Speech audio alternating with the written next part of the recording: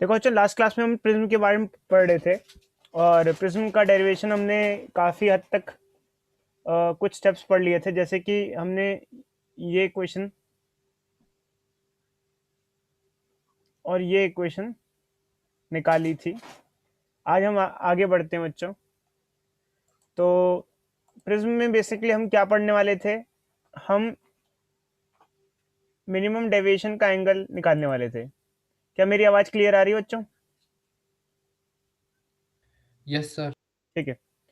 तो हम minimum deviation निकालने वाले थे थियोरेटिकली, बिना एक्सपेरिमेंट के। मिनिमम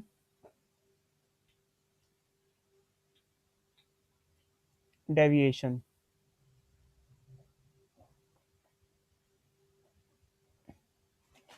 मिनिमम डेविएशन को हम डी मिनिमम ऐसे भी लिखते हैं। तो लास्ट क्लास में हमने जो एक्सप्रेशंस निकाले थे उसके बेसिस पे हमारे पास कुछ इक्वेशंस आई थी, और जो कि फर्स्ट इक्वेशन थी R1 plus R2 is equal to A. ये जो आई थी, ये ट्राइंगल और क्वाड्रिलेटरल को सिंप्लीफाई करने के बाद आई थी। और एक इक्वेशन आई थी, क्या आई थी बच्चों? आई प्लस ई माइनस ए आई थी। आई प्लस ई माइनस ए आई थी। ये इक्वेशन हमने दो बार बताया था कि लाइट दो बार डेविएशन सफ़र करती है, तो नेट डेविएशन की इक्वेशन थी। तो ये दो इक्वेशन हमने लास्ट क्लास में डिराइव की थी। आज हम लोग इसी दो इक्वेशन से आगे कंटिन्यू करते हैं। अब देखो बच्चों, ये हमारा एक्सप्रेशन आता है, ये हमारी इक्वेशंस आती हैं।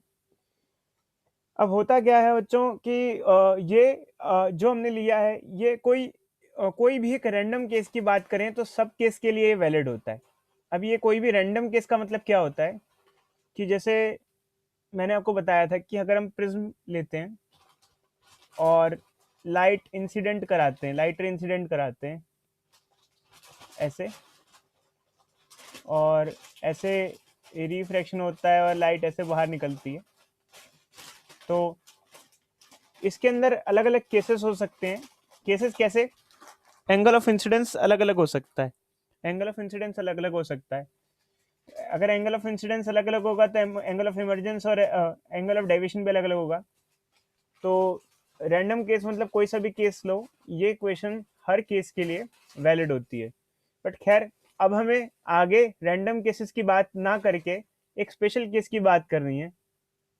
बताओ बच्चे, कौन से स्पेशल केस की बात करनी है हमें?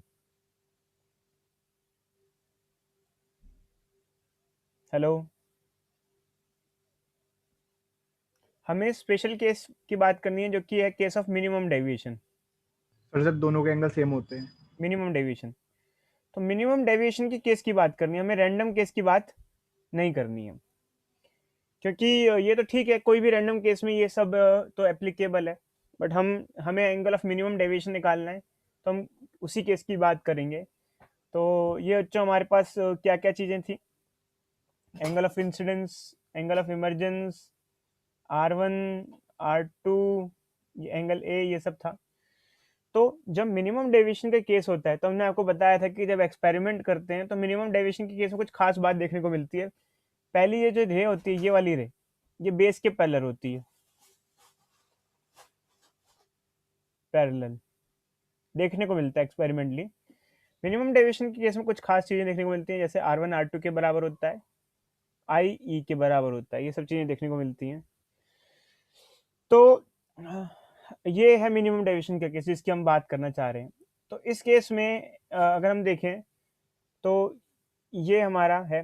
तो यहाँ पर हम डेविएशन को डेल्टा ना लिख के डी एम लिख देते हैं, मतलब मिनिमम डेविएशन का केस है। तो मिनिमम डेविएशन का केस है। अब ये इक्वेशन क्या हो जाएगी बच्चों? आई प्लस ई माइनस ए है ये।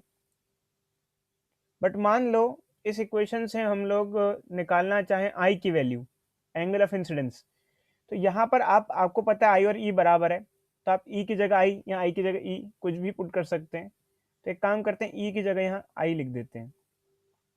तो ये हो जाएगा two I, I plus I minus A, मतलब टू आई माइनस ए। तो D minimum is equal to two I minus A, और यहाँ से आई कितना आ जाएगा?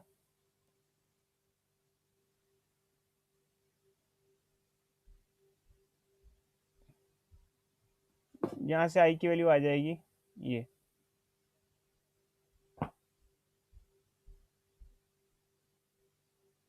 अब ये हम आई निकाल क्यों रहे हैं? कई बच्चे कहते हैं सर ये किया क्यों जा रहा है? ठीक है, मतलब मिनिमम डेविएशन की बात की जा रही है, आई निकाला जा रहा है। एक्चुअली बच्चों हम स्नेल्स लॉ लगाना चाहते हैं। अब यहाँ पर स्नेल्स लॉ लगाएंगे।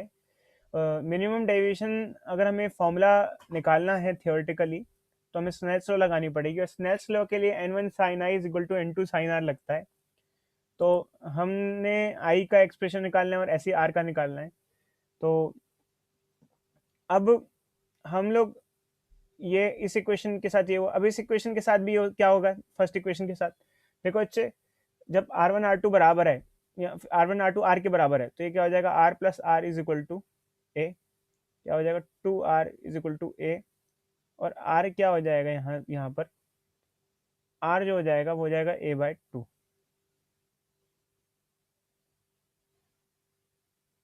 ये हो जाएगा a/2। तो ये दो हमारे पास आ गए, आई और आर। इनका नीड क्या है इन भाई? ऑब्वियसली बात है, we want to apply Snell's law. Snell's law, what is Snell's law?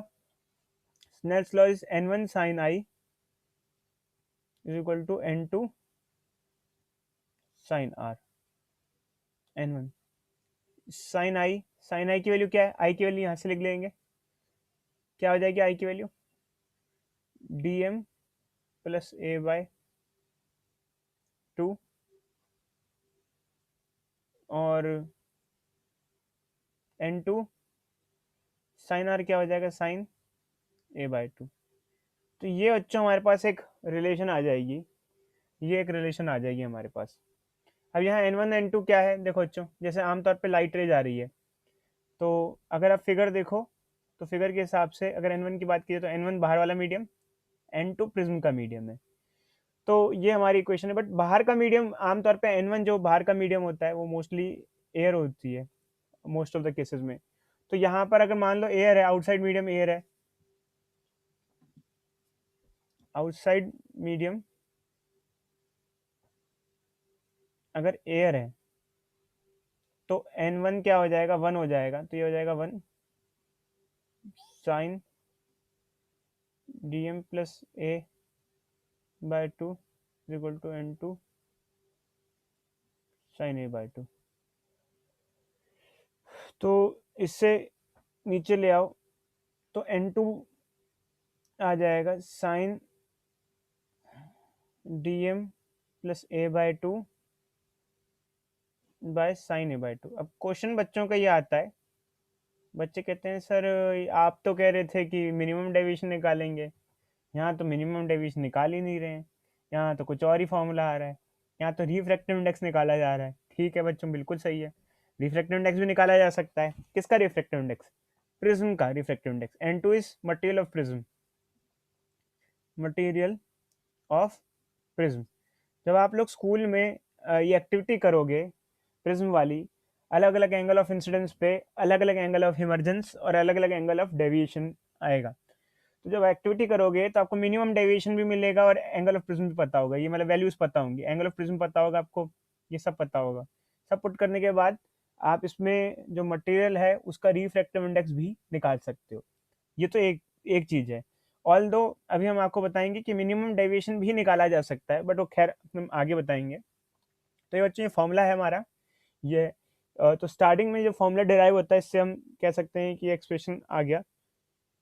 Material of prism, जिस मटेरियल से प्रिज्म बना है उसका हम रिफ्रैक्टिव इंडेक्स निकाल सकते हैं। तो क्या इससे रिलेटेड कोई क्वेश्चन है हमारे पास? तो सर हाँ बच्चे बोलो। सर अभी ना बीच में आपकी आवाज आ नहीं रही थी मेरे को, और सर मतलब नेटवर्क प्रॉब्लम हो ही रही थी सर, अब जाके कनेक्ट हुआ था। तो हाँ सर एक बार बता दीजिए फिर से हाँ बच्चे, एक बार स्टार्टिंग दोबारा से। दोबारा बता देते हैं। तो देखो बच्चे, हमने क्या बताया एक बार जल्दी से देख लो बच्चों, जल्दी। लास्ट क्लास में ऊपर वाली येलो कलर में जो इक्वेशन दी है ये हमने डेराइव की थी। ये कोई भी केस के लिए वैलिड है, बट हम अभी कोई भी की बात नहीं कर रहे हैं, हम एक स्पेशल केस की बात कर रहे हैं। हम मिनिमम डेविएशन की केस की बात कर रहे हैं। लास्ट क्लास में हमने आपको बताया था कि मिनिमम डेविएशन एक स्पेशल केस होता है, इसमें एंगल ऑफ इंसिडेंस और एंगल ऑफ इमरजेंस बराबर होता है, इसमें R1 और R2 बराबर होते हैं। अगर हम लोग एंगल ऑफ इंसिडेंस और एंगल ऑफ इमरजेंस को बराबर माने और इसकी वैल्यू एंगल ऑफ डेविएशन में पुट कर दें, तो angle of deviation 2i minus A हो जाएगा। और इससे आई की वैल्यू निकालें तो इससे आई की वैल्यू यहाँ आ जाएगी हमारी, ये ये बच्चों, ये हमारी वैल्यू आ जाएगी आई की, और आई की वैल्यू आ सर ये जाएगी। R1 is equal to R2 test लिया था। देखो अच्छा, ये हमने लास्ट क्लास में बताया था आपको, शायद में भी याद हो आपको। ये देखो, ये लिया नहीं था, ये एक्सपेरिमेंटली होता है। हम जब देखते हैं तो हमें रिजल्ट आते हैं। लास्ट क्लास में हमने जब आपको पढ़ाया था तो ये बताया था कि एक केस मिनिमम डेविएशन का होता है, टेबल बनती है और आई और ई बराबर होते हैं, R1 R2 बराबर होते हैं। ये एक्सपेरिमेंटल स्टडी है, ये हम अपने मन से नहीं लेते हैं। समझे या नहीं समझे? ये जो R1 R2 के एंगल है, ये बराबर मिलते हैं। Yes sir. तो ये ऐसे एक्सपेरिमेंटल स्टडी से हमें बराबर मिलते हैं। और जब हम लोग यहाँ से अगर इसकी हेल्प से ऊपर वाले फॉर्मूले इसमें पुट करते हैं, तो जैसे हमने डेविएशन में पुट किया, तो जब मिनिमम डेविएशन होता है तो उसको डेल्टा ना लिख के डी एम लिखते हैं। और डी एम यहाँ पे जब इसको सिंप्लीफाई करेंगे, ये इक्वेशन राइट साइड वाली को, तो यहाँ पर आई की वैल्यू ये आ जाती है। और लेफ्ट साइड वाली इक्वेशन में, क्योंकि जब मिनिमम डेविएशन का केस होता है तो एक्सपेरिमेंटली R1 R2 आर के बराबर होते हैं।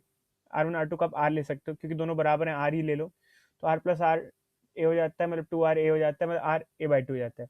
अब मैंने बताया था कि हम यहाँ पे आर और ए आई निकाल क्यों लें। देखो भाई, आर और आई निकालने का कारण है कि we want to apply Snell's law. ये स्नेल्स लॉ हम अप्लाई करेंगे,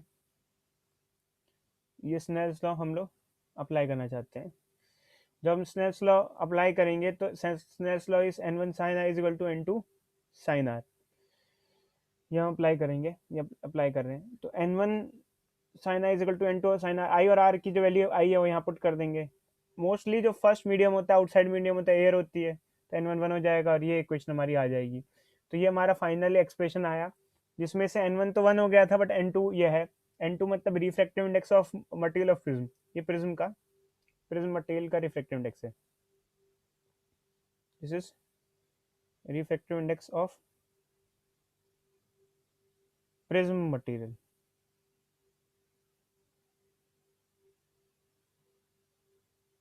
ठीक है, ये आ गया।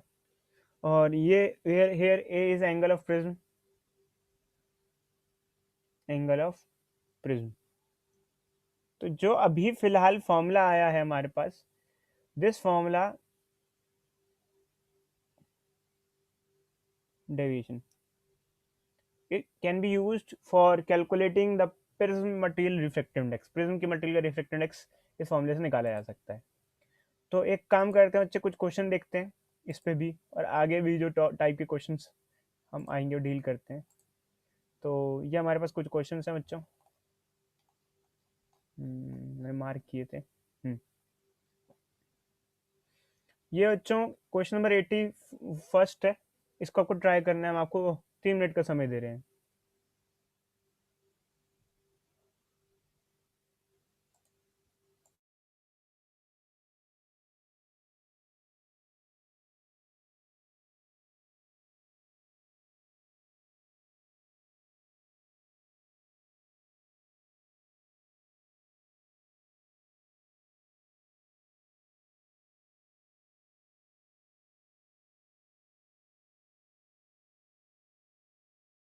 एक हिंट दे रहे हैं बच्चों, जैसे कई बार बच्चे सोचते हैं कि हमें डायरेक्टली फॉर्मूले के बेसिस पे क्वेश्चन मिल जाएगा।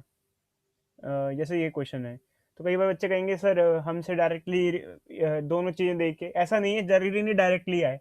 हो सकता है कुछ ऊपर वाले फॉर्मूलेज भी यूज़ हो, ऊपर वाले फॉर्मूले का यूज़ करके, जैसे इनमें से कोई, जैसे येलो कलर के ऊपर 2 फॉर्मूले में दिए, इनमें से कोई यूज़ करके फिर उसकी वैल्यू हमें यहाँ पुट करने को मिले। मतलब थोड़ा बहुत देख लेना बच्चों, चलो देखो समझ में आएगा।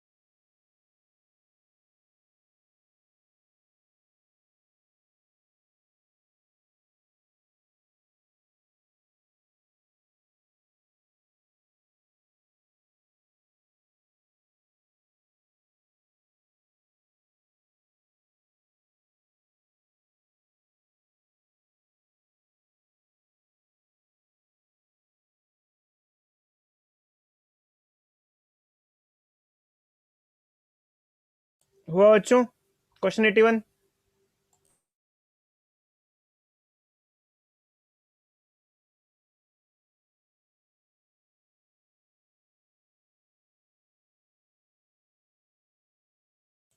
हुआ क्वेश्चन नंबर 81 हुआ बच्चों? हेलो सर एक बार आप बता दीजिए सर, हो नहीं रहा ये वाला। देखो बच्चों, जैसे मान लो एक्चुअली इसमें काफी थोड़ा कॉम्प्लिकेशन तो है। पहले तो बच्चे कहेंगे सर इसका क्या मतलब है, लाइट की स्पीड निकालने का क्या मतलब है। देखो किसी भी मीडियम के अंदर लाइट की स्पीड निकालते हैं तो उसका फॉर्मूला होता है ये, 10th क्लास में पढ़ा था बच्चे हमने। Speed of light in vacuum होता है 3 × 10⁸। किसी मीडियम में लाइट की स्पीड निकालनी है तो उस मीडियम का refractive index of that medium मतलब प्रिज्म, मतलब कहने का मतलब प्रिज्म का रिफ्रैक्टिव इंडेक्स चाहिए, ये हम पूछ रहे हैं। समझ में आया बच्चों? Speed of light in that medium. बोलो कोई डाउट? तो कहने का मतलब ये है कि डायरेक्टली इनडायरेक्टली आपसे रिफ्रैक्टिव इंडेक्स निकालने को कहा जा रहा है। अब बात यहाँ पे आई कि रिफ्रैक्टिव इंडेक्स निकालना है, तो आप कहोगे सर ये तो नाइंसाफी है। आप कहोगे सर मिनिमम डेविएशन का एंगल दिया ही नहीं है इसमें। आप कहोगे सर क्या क्या दिया, एक बार पढ़ो। तो वैसे क्या क्या दिया है इस क्वेश्चन में? सबसे पहले क्या दिया हुआ है, आपको बता सकते हो क्या क्या दिया हुआ है? Sir angle of prism. Equilateral glass sir prism. I दे रखा है। देखो अच्छा इक्विलेटरल ग्लास प्रिज्म है, तो क्या हुआ इससे, एंगल ऑफ प्रिज्म क्या हो गया, 60 डिग्री। ठीक है। 60 डिग्री। एंगल ऑफ इंसिडेंस क्या दे रखा है, 3/4 ऑफ एंगल ऑफ प्रिज्म, मतलब कि 3/4 of 60 degree, which means it is 45 degree. अब आप कहोगे सर ठीक है आई और ए तो दे रखा है, बट सर ये डी मिनिमम कैसे लें, मतलब डीएम कैसे लें, मिनिमम डेविएशन तो दिया ही नहीं है। तो मैं क्या बोलूँ बच्चे, कैसे निकालोगे, क्योंकि ऐसा तो फॉर्मूला लग ही नहीं पाएगा। तो सर 2i - 1 करके निकाल सकते हैं फिर हम इसमें। आपको ये एडवाइस देंगे कि देखो भाई पीछे ये फॉर्मूला है, ये जो फॉर्मूलेज हैं इनका भी यूज कर सकते हैं, जैसे ये वाला।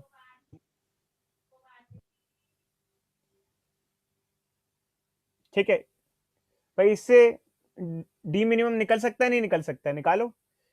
डी मिनिमम सर 30 डिग्री आ रहा है। प्लस ए कितना है, ए कितना है, 60 डिग्री सर 60 है। बाय 2, और एंगल ऑफ इंसिडेंस कितना है, 45। ये उधर चला जाएगा, यस सर। ये हो जाएगा 90, और इससे सिंप्लीफाई करेंगे तो डी मिनिमम क्या आ जाएगा हमारा, 30 डिग्री आ जाएगा। बोलो भाई बोलो, आ गया डी मिनिमम नहीं आया? यस सर आ गया। क्या अब ये दोनों एंगल आ गए आपके पास, डी मिनिमम जो कि फॉर्मूले में डायरेक्ट पुट करने हैं, और ए। Yes sir. क्या आप रिफ्रैक्टिव इंडेक्स निकाल सकते हो? सर रिफ्रैक्टिव इंडेक्स √2 आ रही है। देखो n2 इज इक्वल टू √2 आ साइन, रहा। एक क्या हो गया 30 + 60 90/2 45, और ये हो गया 60/2, ये क्या हो गया साइन 30 डिग्री। तो ये हो जाएगा 1/√2, और ये हो जाएगा 1/2, और ये हो जाएगा √2। अब लाइट की स्पीड चाहिए तो ये हो जाता है बच्चे, फॉर्मूला होता है 3 × 10⁸ कोई डाउट या नहीं? बोलो भाई बोलो, बोलो बच्चों बोलो। Yes sir. क्या क्वेश्चन हार्ड था? सर इजी था, मतलब पहले समझ नहीं आता कि क्या करना है हाँ इसमें। देखना बच्चों, क्वेश्चन देखो बहुत हार्ड नहीं होता है, बट चक्कर क्या है ना, क्वेश्चन सिंपल नहीं आता है। ये मत सोचना है कि फॉर्मूला दिया है तो डायरेक्टली वैल्यूज दी हुई होंगी। भाई कुछ हाथ पैर हमें मारने ही पड़ेंगे, कुछ फॉर्मूलेस को लेके, कुछ चीज़ों को समझ के, जिसमें से कुछ चीज़ें हैं। जैसे मान लो स्पीड ऑफ लाइट पूछा हुआ है, तो सबसे पहले बच्चा कहेगा कि ये तो कोई इसका क्वेश्चन है ही नहीं। यार एक्चुअली क्या है, इसी का क्वेश्चन है, क्योंकि स्पीड ऑफ लाइट मतलब रिफ्रैक्टिव इंडेक्स हमें समझ में आगे निकालना है। फिर हमें नहीं दिया हुआ है तो हमें दूसरे फॉर्मूले से निकालना पड़ेगा। तो ये है बच्चों, थोड़ा सा प्रैक्टिस करोगे ऐसे तो आप हैबिचुअल हो जाओगे, और एग्जामिनेशन में ऐसा क्वेश्चन आएंगे तो आप उसके बाद हिलोगे नहीं। ठीक है।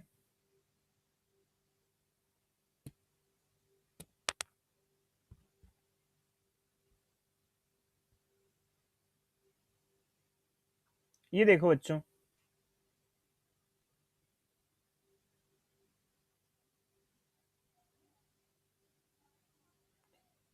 बी वाला पार्ट, डेराइव वाला डेराइव नहीं करना है, आगे का करना है जो डेराइव के अलावा हो, बी पार्ट।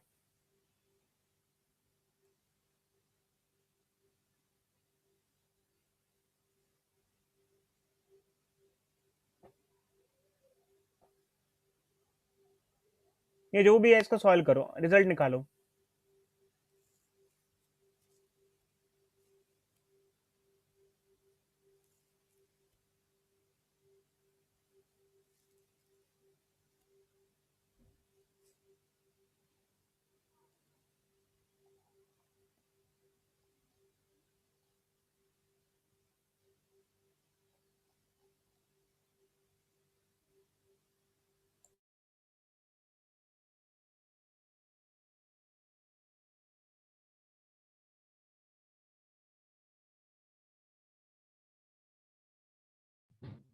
सर √3 आ रहा है इसका, तो रिफ्रैक्टिव इंडेक्स जो है।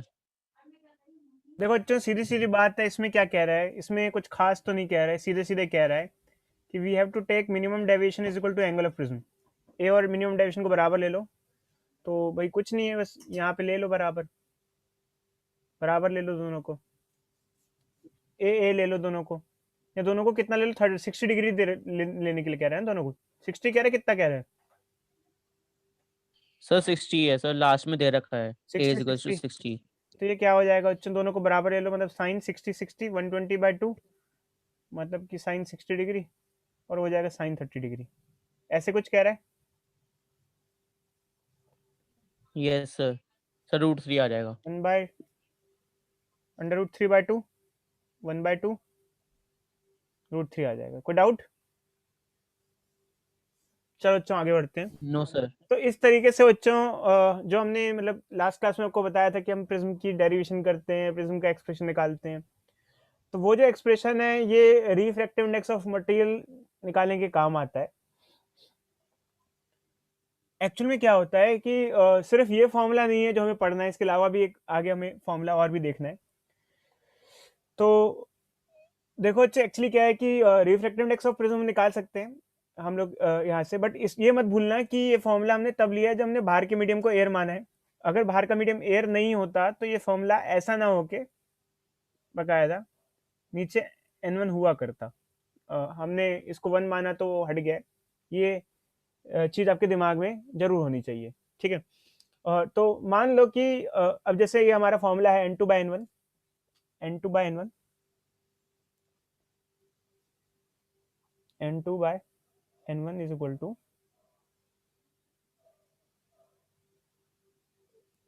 Sign D minimum plus A/2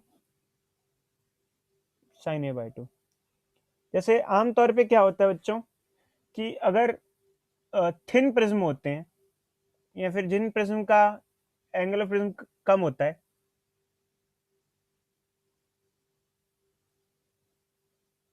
ए कम होता है, तो उनमें क्या हो जाता है कि छोटे एंगल के लिए हमने बता रखा है आपको, साइन थीटा को हम थीटा ले सकते हैं अगर हम रेडियंस की फॉर्म में लें तो, इन रेडियंस, ठीक है। तो यहाँ ये फॉर्मूला चेंज हो जाएगा और यहाँ एक्सप्रेशन क्या हो जाएगा, ये expression will become N2/N1 is equal to dm plus A/2 but by A/2। But इस केस में और पुराने केस में क्या फर्क है, पुराने केस में आप 60 डिग्री डिग्री डिग्री की फॉर्म में एंगल ले रहे थे, now you have to take the angle in form of radians. मेरी बात समझ रहे हो या नहीं समझ रहे हो बच्चों? बोलो भाई बोलो। Now you have to take angle in form of radians, ये ध्यान रखना। खैर इवन कई बार रेशियो में होता है तो इतना कोई फर्क ना भी पड़े, बट स्मॉल एंगल के लिए ये फॉर्मूला हम लोग लगा सकते हैं। तो अगर हम इसको सिंप्लीफाई करते हैं तो ये 2 से 2 कट जाएगा, ये आ जाएगा हमारा। तो क्या हो जाएगा, N2/N1 is equal to dm plus A/A। Mostly N1 1 होता है क्योंकि एयर होता है, तो N2 will be equal to dm plus A/A।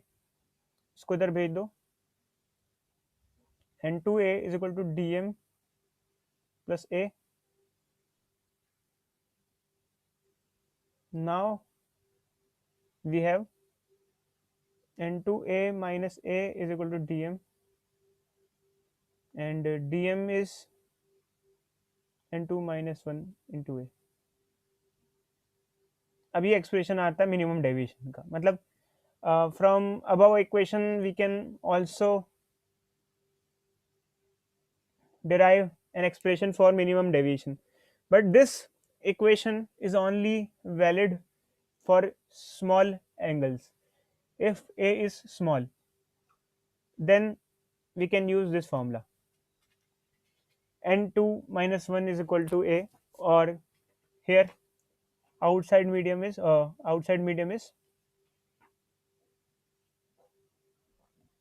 air. तो बच्चों ये v फॉर्मूला है, इसको भी आप लगा सकते हो, अप्लाई कर सकते हो। तो यहाँ पे आप वैल्यू लिख सकते हो इसकी, जैसे अगर आपको बोल रखा हो कि एक हमारा प्रिज्म है, उसका एंगल ऑफ प्रिज्म 2 डिग्री है,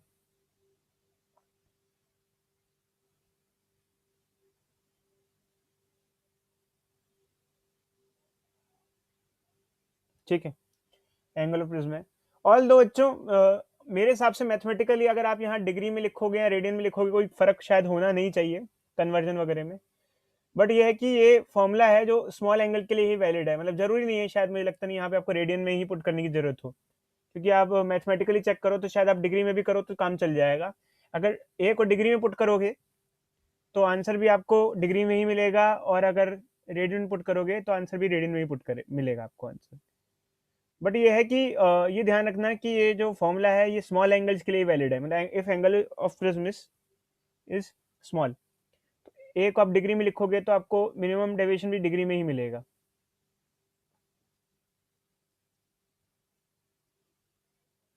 किसी किसी एक्सप्रेशन में ऐसा होता है कि हम उसमें रेडियन में ही पुट करना पड़ता है हमें सिंप्लीफाई करने के लिए, यहाँ शायद चल जाए, आप देख लेना एक बार, चेक कर लेना। चल जाने का रीज़न मैं बताता हूँ, कारण क्या है। देखो कारण ये है कि जैसे मान लो कि आपको मान लो एंगल ऑफ प्रिज्म दे रखा है 2 डिग्री है, एंगल ऑफ प्रिज्म दे रखा है, तो आप उसको पहले रेडियन में पुट करोगे तो मिनिमम डेविएशन रेडियन में आ जाएगा, फिर आपको उसको अगर डिग्री में पुट करना है तो आप उसको कन्वर्ट करोगे, तो बात तो वही हो गई एकदम से, कन्वर्जन तो सेम ही रहता है, दोनों का कन्वर्जन फैक्टर तो सेम ही रहता है डिग्री टू रेडियन। तो you can use this formula either for degree or radian, but this formula will be used for small angles only।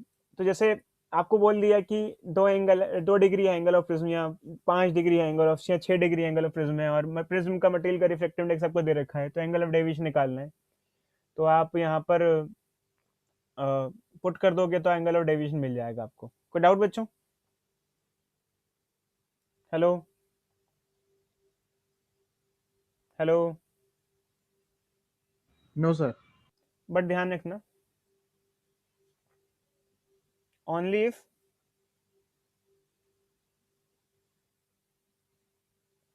Small, इसके न्यूमेरिकल्स खास शायद नहीं मिलेंगे आपको, तो ये मत सोचना कि इसका मैं कोई न्यूमेरिकल दूंगा, किसी किसी बुक में होते भी हैं, देखता हूँ चेक, अगर हो जाता है तो दिखा देते हैं, अगर हो तो कोई।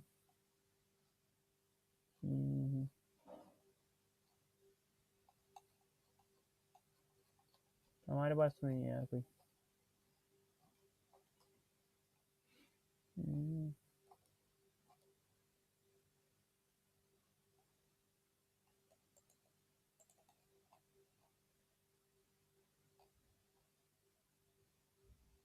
Telescope, compound microscope, lens, bulb, prism,